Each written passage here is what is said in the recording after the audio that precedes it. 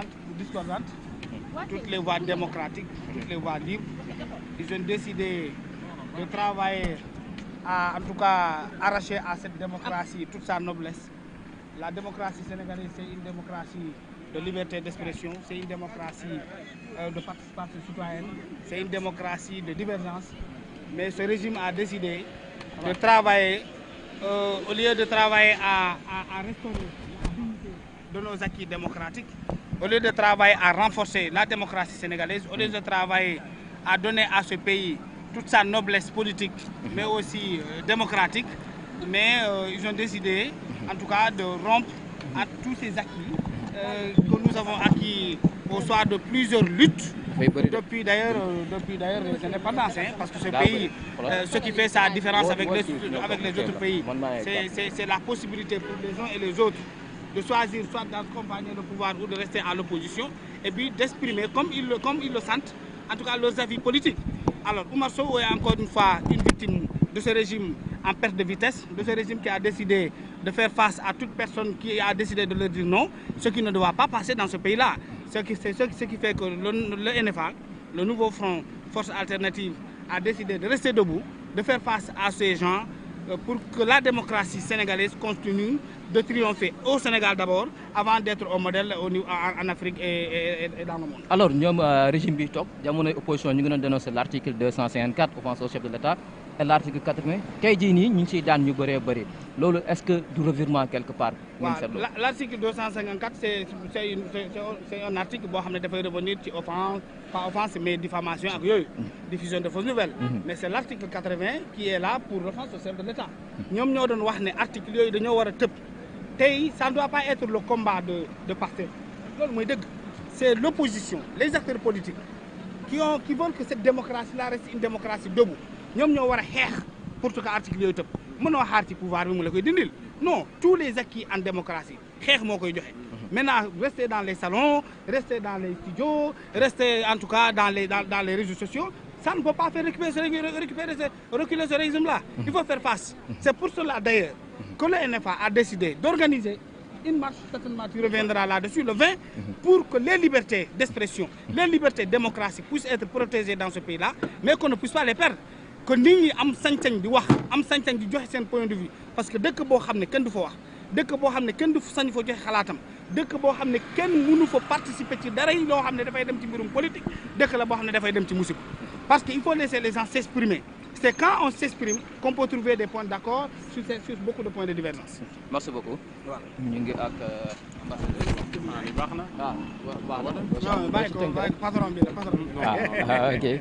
Allez, en 2 minutes. En 2 minutes rek loo ci mën a doole rek tey ci verdict ji ñu doon xaar Omar Sow daan. waaw Sénégal de actuellement ñëpp a ngi tribunal fi mu toll nii. defe naan daal sa voisin boo gëj a gis ñëwal tribunal ñu ngi koy jugé wala mi ngi mandat de dépôt wala mi ngi tout simplement rëbës di xaar procès ñu gis vraiment un état policier dans le sens le plus noble du terme Gestapo la ñu gis fii dëkk bi daal daa mel na Mussolini moo ko yor wala Hitler wala Muammar Kadhafi wala en tout cas dictateur boo xam ni vraiment en plein régime fi mu toll nii la ne parce que nag mun nañu comprendre ku saaga président ñu woo la kooku mun nañ koo nangu mun nañ comprendre ku diffuser fausse nouvelle boo xam ni mun na mettre en péril l'intégrité du territoire wala mettre en péril la sécurité nationale loolu mun nañ ko comprendre waaye bu ñu demee ba presse bi di ñëw fii di couvrir nit ku war a dem procès ndax protocole président je pense que ni dëkk bi fi mu toll nii sénégalais war nañ commencer tiit seen ay liberté te liberté yooyu nag ñuy wax nag du loolu xam ne rek politiciens yi kese la ku yaakaar ni politiciens yi kese la ñuy jàpp ak di leen nar a woo wala di leen fitnaal nax nga sa bopp parce que sénégalais daa tàmm sama yoon nekku ci sénégalais daa tàmm noo man kenn woowu ma sénégalais daa tàmm man lii du ma dal lii ñëpp la concerné ba ci yéen ñii presse bi tey jii bis dana toll foo xam ni dootu leen taal ci chaîne di wane kenn koo xam ni bokkut ak Ousmane Sonko bis daañu àgg foo xam Sénégal dootu leen interviewé nit koo xam ni bokkutul ak Ousmane Sonko wala bëggul Ousmane Sonko daañu toll foo xam ci Sénégal chaîne télé dootul émettre te neexul Ousmane Sonko te loolu mi ngi suñu kanam daa ngeen ne lii Djibi Ndiaye mos na taxaw buntu tribunal wax ko démocratie nag lu ñuy défendre la du luñ lay may dama lire Dominique de Villepin mu ne la démocratie n'est pas un privilège acquis mu ne la démocratie n'est pas un privilège donné la démocratie est un privilège à défendre na Sénégalais yi génn ñu défendre démocratie bi lii ñu gis mais wax du ko régler lii ñu gis bind ay article du ko régler lii ñu gis muy ñëw ci jaay doole dama ne ay simple émission télévision ak ay article Facebook ak ay TikTok réglewul lii ma gis sénégalais nañu génn défendre république bi défendre réew mi parce que nag Ousmane Sonko ak Diomaye Faye dañ leen jox un pays démocratique ba Diomaye Faye ak Ousmane Sonko toogee ci réew mi ba léegi nappe lañ fi gis jaay doole gendarmerie police ak procureur Alioune Ndoye ku wax mu woo la tribunal fii di woote comme si que ni Sénégal dañ ko formé woon moom ENA pour que muy naqaral ak di toroxal sénégalais yi loolu la Ousmane Alioune Ndoye rek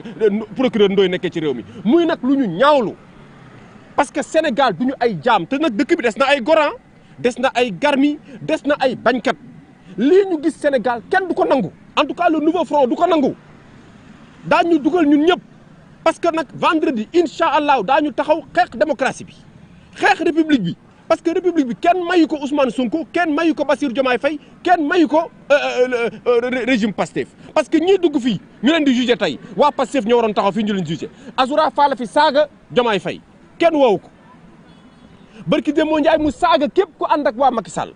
tey ba tey Azoura Fall gi dox soxlaam ñu jàpp ay Moustapha Diakhaté di yóbbu ay rëbës di def mandat de dépôt di def ay retour de parquet mel na dafa wax loo xam ni day daane réew mi kon loolu na Sénégalais yi jóg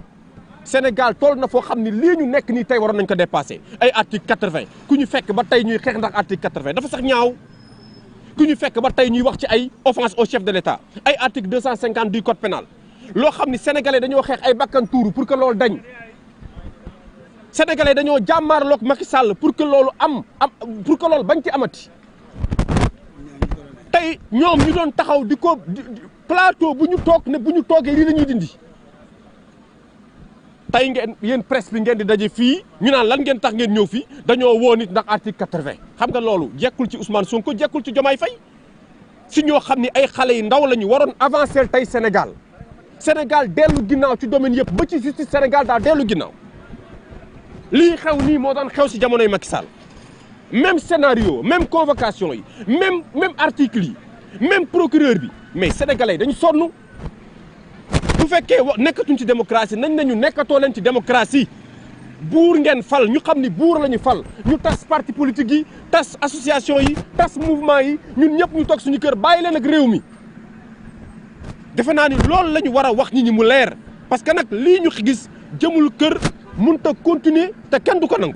te sénégalais yi nga xam ne war nañ ko xeex incha allahu rabbi daañu taxaw jàmmaarloog ce régime là xeex lii parce que nag lii bu continuer réew mi daañu dem ba wax sa xalaat dootul mën ci nekk ñu ngi leen di sant di leen gërëm.